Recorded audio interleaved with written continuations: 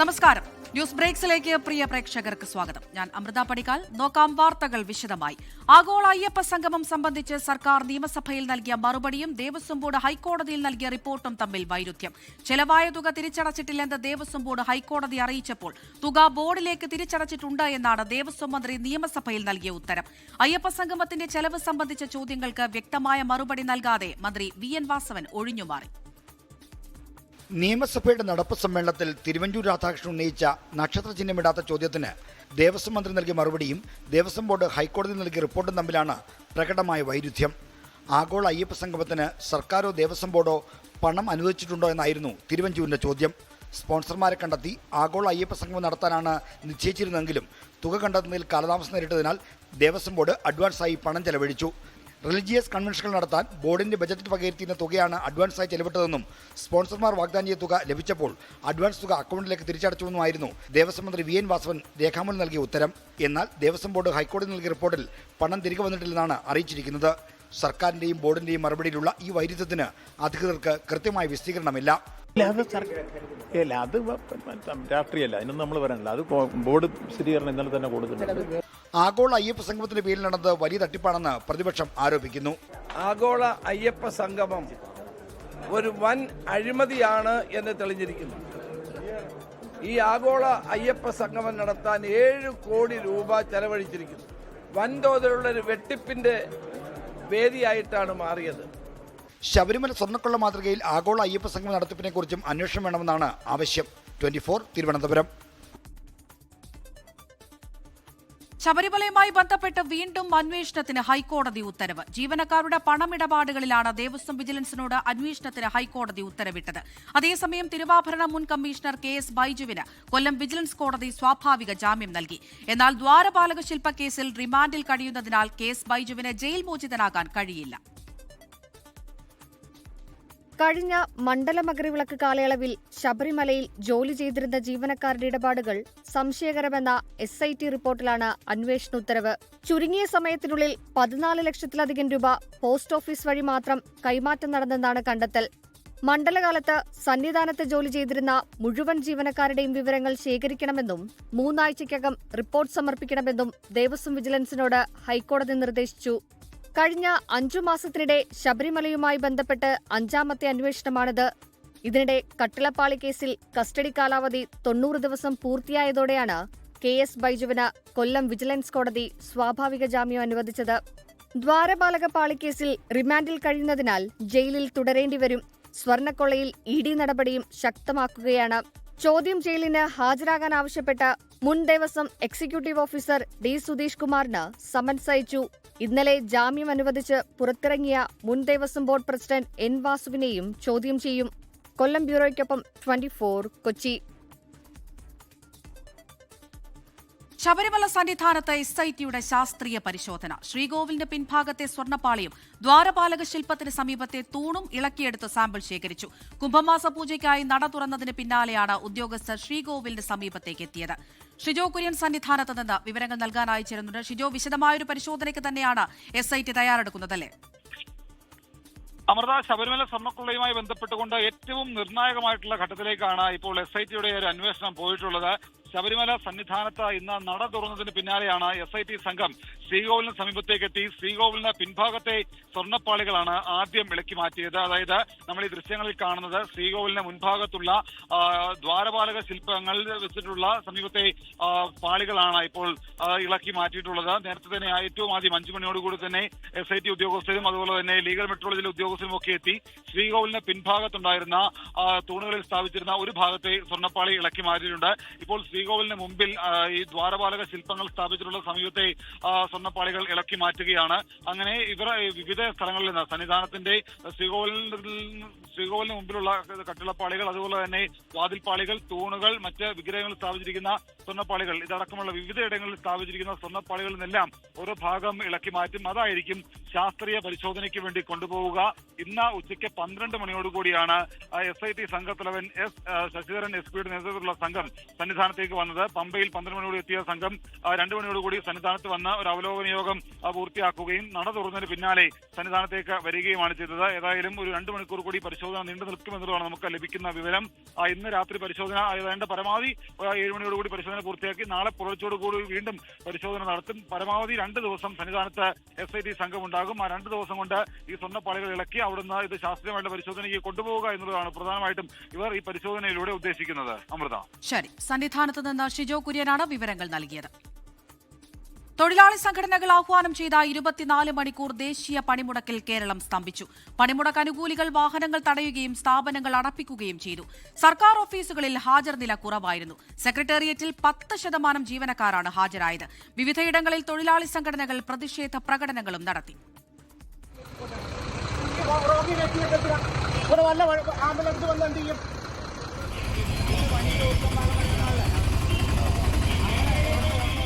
പണിമുടക്കിൽ സംസ്ഥാനത്ത് ഹർത്താൽ പ്രതീതി.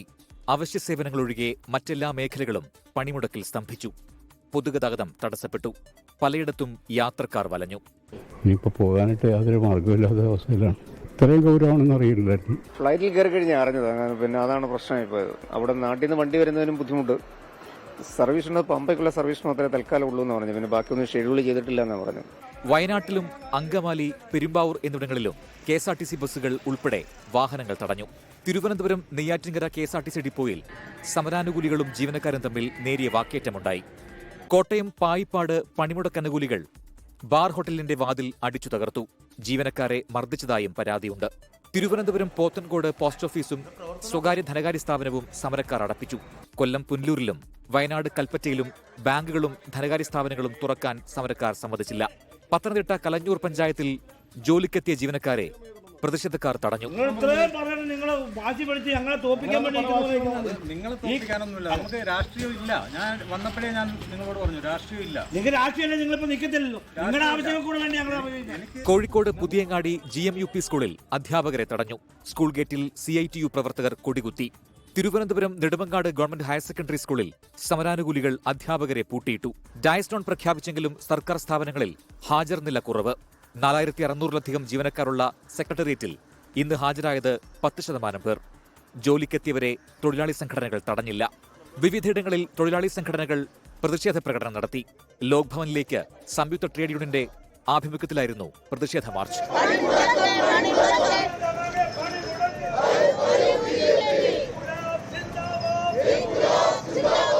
INTUC പ്രത്യേകം പ്രതിഷേധം സംഘടിപ്പിച്ചു.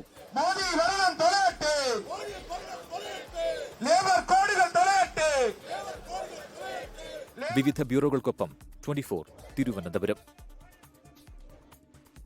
ദേശീയ പണിമുടക്ക് ദിവസം UDFന്റെ പുതുയുഗയാത്ര മാറ്റിവെക്കാത്തതിൽ പ്രതിപക്ഷ നേതാവ് VD സതീശനെതിരെ വിമർശനവുമായി LDF. പണിമുടക്കിന്റെ കൂടി ഭാഗമാണ് ജാഥ എന്ന VD സതീശന്റെ മറുപടി. അതേസമയം ഊരാളുങ്കൽ ലേബർ സൊസൈറ്റിയുടെ നേതൃത്വത്തിൽ ഇന്ന് നിർമ്മാണ പ്രവർത്തനങ്ങൾ നടത്തിയത് CPIMനെയും പ്രതിരോധത്തിലാക്കി. അതിനിടെ നിർബന്ധിത പണിമുടക്കിനെ വിമർശിച്ച് ഡോക്ടർ ശശി തരൂർ MP രംഗത്തെത്തി. പ്രതിഷേധിക്കാനുള്ള അവകാശത്തെ പിന്തുണയ്ക്കുന്നുവെന്നും എന്നാൽ മറ്റൊരാളെ തടസ്സപ്പെടുത്താൻ ആർക്കും അവകാശമില്ല എന്നും ശശി തരൂർ ഫേസ്ബുക്കിൽ കുറിച്ചു. INTUC ഉൾപ്പെടെ തൊഴിലാളി സംഘടനകൾ ആഹ്വാനം ചെയ്ത ദേശീയ പണിമുടക്ക് ദിവസം UDFന്റെ പുതുയുഗയാത്ര മാറ്റിവെക്കാത്തതിനെതിരെയാണ് LDF രംഗത്ത് വന്നത്. പ്രതിപക്ഷ നേതാവ് VD സതീശൻ നയിക്കുന്ന യാത്ര മാറ്റാത്തത് പണിമുടക്കിനെ അപമാനിക്കലെന്നാണ് വിമർശനം. കേന്ദ്ര ഗവൺമെന്റിന്റെ തൊഴിലാളി വിരുദ്ധ നയങ്ങൾക്കെതിരെ ദേശവ്യാപകമായി നടന്ന ഒരു പണിമുടക്കിന് ഇന്ത്യൻ നാഷണൽ കോൺഗ്രസ് പിന്തുണ പ്രഖ്യാപിച്ചിട്ടുണ്ട്. ആ പണിമുടക്ക് ദിവസം രാഷ്ട്രീയമായി UDF ഒരു ജാഥ പ്രതിപക്ഷ നേതാവിൻ്റെയും UDF നേതാക്കളുടെ നേതൃത്വത്തിൽ നടക്കുന്നത് ഈ പണിമുടക്കിനെ അപമാനിക്കലാണ്. എന്നാൽ ജാഥ പണിമുടക്കിന്റെ കൂടി ഭാഗമെന്നാണ് VD സതീശന്റെയും UDF നേതാക്കളുടെയും മറുപടി. ഏത് കാര്യത്തിലാണ് ഈ സമരം ദേശീയ പണിമുടക്ക് നടത്തുന്നത്, അതിന്റെ കാരണം കൂടി എന്തിനാണ്, ഏത് കോസിന് വേണ്ടിയാണ് നടത്തുന്നതെന്ന് ഈ ജാഥയിൽ പ്രചരണം കൂടി നടത്തും. അതിനുള്ള ഒരു അവസരം കൂടിയല്ലേ. ഇടതുപക്ഷ സംഘടനകൾ വേറെയും UDTF വേറെയും നിൽക്കുന്ന കേരളത്തിന്റെ ഒരു രാഷ്ട്രീയ സാഹചര്യം കൊണ്ടാണ്. അഖിലേന്ത്യാ അടിസ്ഥാനത്തിൽ INTUC നേതൃത്വം കൊടുക്കുന്ന സമര കൂട്ടായ്മയാണിത്. INTUC ആണ് ചെയർമാൻ. ഇതിനിടെ തിരുവനന്തപുരത്ത് MLA ഹോസ്റ്റൽ നിർമ്മാണ പ്രവർത്തനം പണിമുടക്ക് ദിനത്തിലും ഊരാളുങ്കൽ ലേബർ സൊസൈറ്റി നടത്തിയത് CPIMന്റെ ഇരട്ടത്താപ്പാണെന്ന വിമർശനമുയർന്നു. CPIM നിയന്ത്രണത്തിലുള്ള സ്ഥാപനമാണ് ഊരാളുങ്കൽ ലേബർ സൊസൈറ്റി. ഇടുക്കി ഉടുമ്പന്നൂരിൽ CPIM ഏരിയ സെക്രട്ടറി നിർമ്മാണ പ്രവൃത്തികൾ നടത്തിച്ചത് വിവാദമായി. കരിമണ്ണൂർ ഏരിയ സെക്രട്ടറി PP സുമേഷിന്റെ കെട്ടിടത്തിലേക്കുള്ള വഴിയിലെ ടാറിംഗ് നിർത്തിവെച്ചെന്ന് പിന്നീട് നേതൃത്വം അറിയിച്ചു. News desk 24. കേരളമൊഴികെ രാജ്യത്തെ മറ്റിടങ്ങളിൽ പണിമുടക്ക് ജനജീവിതത്തെ ബാധിച്ചില്ല. പലയിടത്തും വ്യവസായ മേഖലകൾ കേന്ദ്രീകരിച്ച് തൊഴിലാളികൾ പ്രതിഷേധ പ്രകടനം നടത്തി. പണിമുടക്കുമായി ബന്ധപ്പെട്ട വിഷയങ്ങൾ പാർലമെന്റിനകത്തും പുറത്തും പ്രതിപക്ഷമുയർത്തി.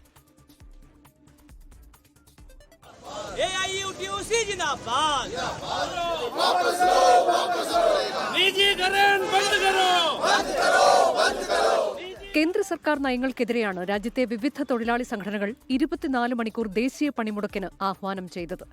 രാജ്യതലസ്ഥാനത്ത് തൊഴിലാളി സംഘടനകൾ പ്രതിഷേധ പ്രകടനങ്ങൾ സംഘടിപ്പിച്ചു.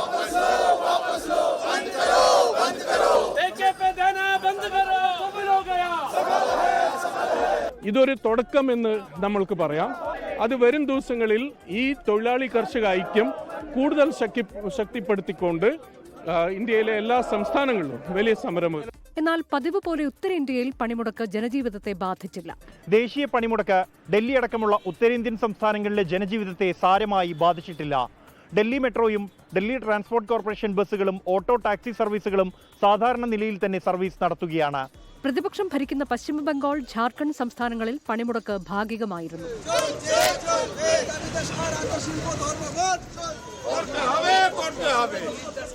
ദേശീയ പണിമുടക്കണമെങ്കിലും മുംബൈയെ അത് ഒരു തരത്തിലും ബാധിച്ചിട്ടില്ല. ജനജീവിതത്തെ സമരം ഒരു തരത്തിലും ബാധിച്ചതായി കാണാൻ കഴിയില്ല. Chennai central railway mount road തൊഴിലാളികൾ ഉപരോധിച്ചു. പ്രവർത്തകരെ പോലീസ് അറസ്റ്റ് ചെയ്ത് നീക്കി. ദേശീയ പണിമുടക്ക് തമിഴ്നാടിനെ ഒരു തരത്തിലും ബാധിച്ചില്ല. ജനജീവിതം സാധാരണ നിലയിൽ തന്നെ മുൻപോട്ട് പോവുകയും ചെയ്തു. പാർലമെന്റ് ഇരുസഭകളിലും പണിമുടക്കിന് കാരണമായ വിഷയങ്ങൾ പ്രതിപക്ഷം ഉയർത്തി. പാർലമെന്റിന് പുറത്തും പ്രതിപക്ഷം പ്രതിഷേധിച്ചു.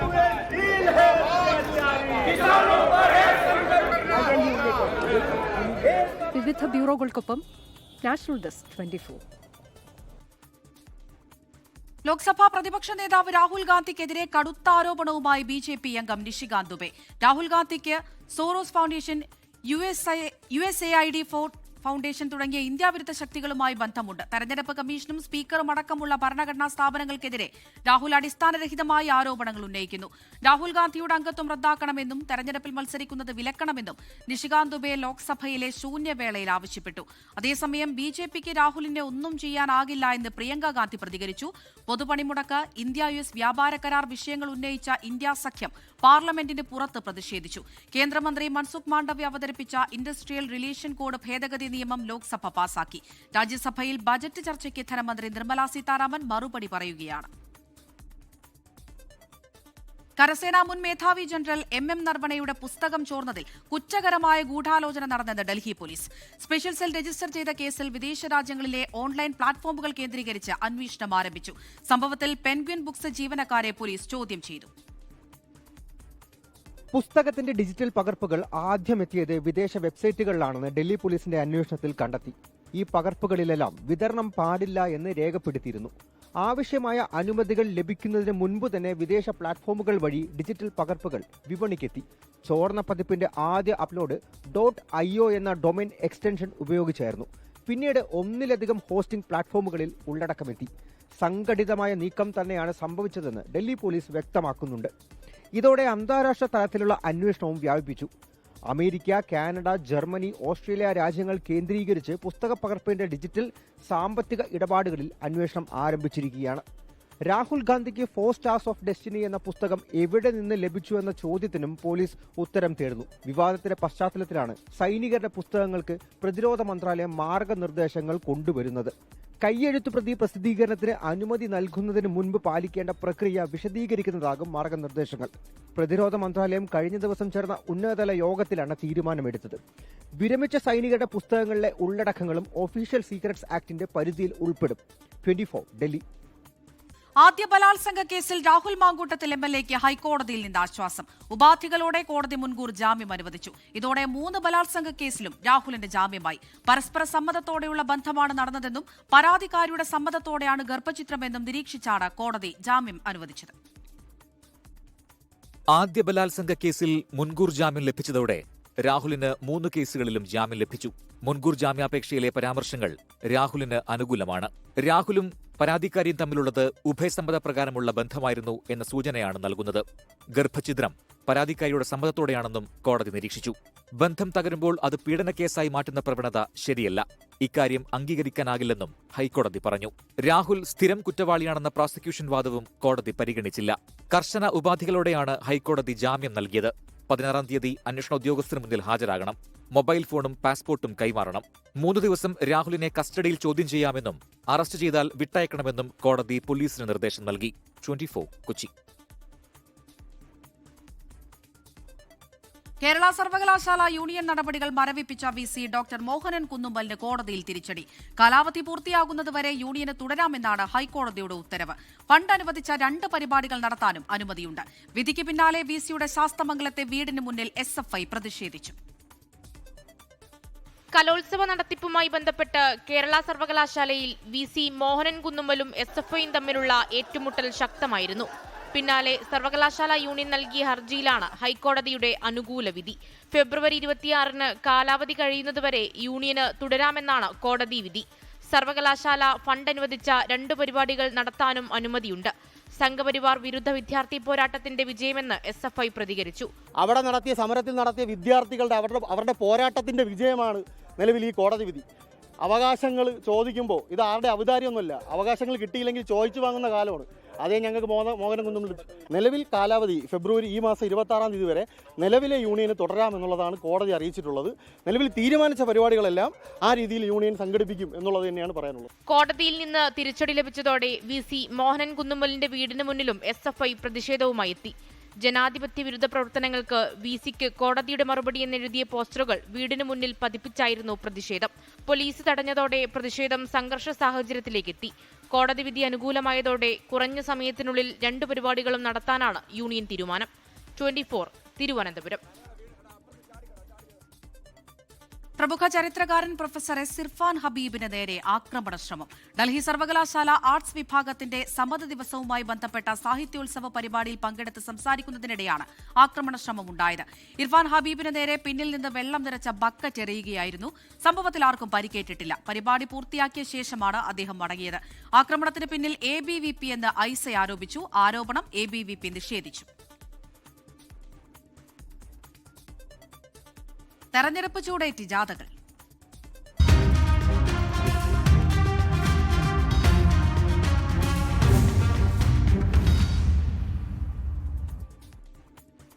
പ്രതിപക്ഷ നേതാവ് VD സതീശൻ നയിക്കുന്ന പുതുയുഗ യാത്രയിലെ പിടിവലി വിവാദം തള്ളി നേതാക്കൾ. വേദിയിലുണ്ടായത് നിസ്സാര കാര്യമെന്ന് VD സതീശനും സ്നേഹത്തള്ളലാണെന്ന് കോഴിക്കോട് DCC അധ്യക്ഷൻ അഡ്വക്കേറ്റ് K. പ്രവീൺകുമാറും പ്രതികരിച്ചു. ഷാഫി പറമ്പിൽ MP തന്നോട് കയർത്തിട്ടില്ല എന്ന് DCC സെക്രട്ടറി പ്രമോദ് കക്കട്ടിൽ 24-നോട് പറഞ്ഞു.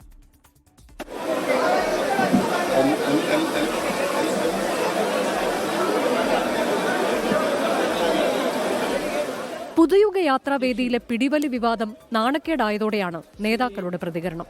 വേദിയിൽ കണ്ടതൊരു കുടുംബത്തിലെ കാര്യങ്ങളാണെന്നും നിസ്സാര കാര്യങ്ങൾ മാധ്യമങ്ങൾ ഊതിപ്പെരുപ്പിക്കുകയാണെന്നും VD സതീശൻ. ഒരു പ്രധാനപ്പെട്ട മാധ്യമം ഒരു വാർത്തയും കൂടി കൊടുത്തു.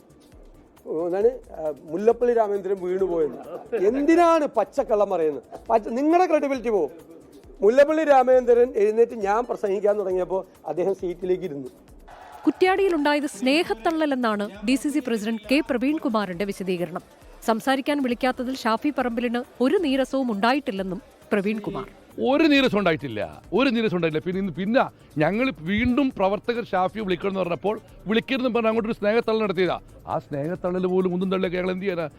ഷാഫി ദേഷ്യത്തിലല്ല പ്രതികരിച്ചതെന്ന് DCC സെക്രട്ടറി പ്രമോദ് കക്കട്ടിൽ. സംസാരിക്കില്ലെന്ന് ഷാഫി നേരത്തെ പറഞ്ഞിരുന്നുവെന്നും പ്രതികരണം. ഓൾറെഡി സമയം ലേറ്റായി, എനിക്ക് പ്രസംഗിക്കുന്ന പ്രശ്നമേ ഇല്ല എന്നുള്ള കടുത്ത നിലപാട് ഷാഫി പറമ്പിൽ എടുക്കാനുണ്ടായി. അപ്പൊ അതിനുവേണ്ടി നിങ്ങൾ സാറ് MP പ്രസംഗിച്ചേ പറ്റൂ എന്ന് ഞങ്ങൾ ചാഢ്യം പിടിക്കുകയും അത് പറ്റില്ല എന്ന് പറഞ്ഞ് മൂപ്പരങ്ങ് പോകാൻ ശ്രമിക്കുകയും ചെയ്തതാണ്. കുറ്റ്യാടിയിലെ പരിപാടിക്ക് പിന്നാലെ വടകരയിലും കൊയിലാണ്ടിയിലും ഷാഫി പറമ്പിൽ സമ്മേളനത്തിൽ പങ്കെടുക്കുകയും വേദിയിലെ വിവാദം വിശദീകരിക്കുകയും ചെയ്തിരുന്നു.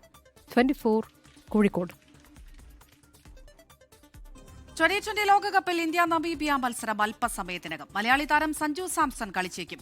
ഡൽഹി അരുൺ ജെയ്റ്റ്ലി സ്റ്റേഡിയത്തിലേക്ക് ആരാധകരുടെ ഒഴുക്ക് തുടരുകയാണ്. ഇന്ത്യ 300 റൺസിന് മുകളിൽ സ്കോർ ചെയ്യുമെന്നും ഇഷാൻ കിഷൻ ടോപ്പ് സ്കോറർ ആകുമെന്നും ആരാധകർ പ്രതീക്ഷ പങ്കുവയ്ക്കുന്നു. ഡൽഹിയിൽ നിന്ന് PR അരവിന്ദ് തയ്യാറാക്കിയ റിപ്പോർട്ടിലേക്ക്. ഇന്ത്യ നമീബിയ ലോകകപ്പ് മത്സരം ആരംഭിക്കാൻ ഇനി നിമിഷങ്ങൾ മാത്രമാണ് അവശേഷിക്കുന്നത്. എന്തായാലും അരുൺ ജെയ്റ്റ്ലി സ്റ്റേഡിയത്തിലേക്ക് ആരാധകരുടെ ഒഴുക്ക് തുടരുകയാണ്. നമ്മൾ ദൃശ്യങ്ങളിൽ കാണുന്ന പോലെ തന്നെ നീണ്ട നിര തന്നെ ഇവിടെ നമുക്ക് കാണുവാൻ സാധിക്കുന്നു. എല്ലാവരും വലിയ പ്രതീക്ഷയിലാണ്. ഇന്ത്യ കിतना मारेगा? I think 250. We are playing with a very small team, so they are newcomers. Who will be the top scorer?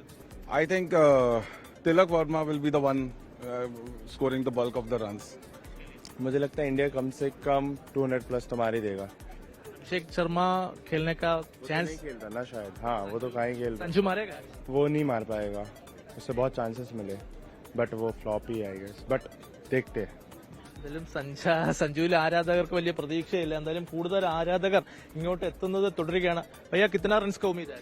तो मार देगी यार. अगर पहले आई तो 300. टॉप स्कोरर सूर्य. സൂര്യകുമാർ യാദവ് ടോപ്പ് സ്കോറർ ആവുമെന്നതാണ് ഇവിടെ എത്തുന്ന ആരാധകർ അടക്കം പ്രവചിക്കുന്നത്. എന്തായാലും വലിയ പ്രതീക്ഷയിൽ തന്നെ ആരാധകർ എത്തുകയാണ്. ഭയ്യ कितना रन्स का उम्मीद है अगर जीतेंगे तो सही, बट अगर इंडिया की बैटिंग आती है तो 250 प्लस तो जाने वाला है. Who will be the top scorer? Top scorer for me today will be Ishan Kishan. And don't forget about Hardik Pandya.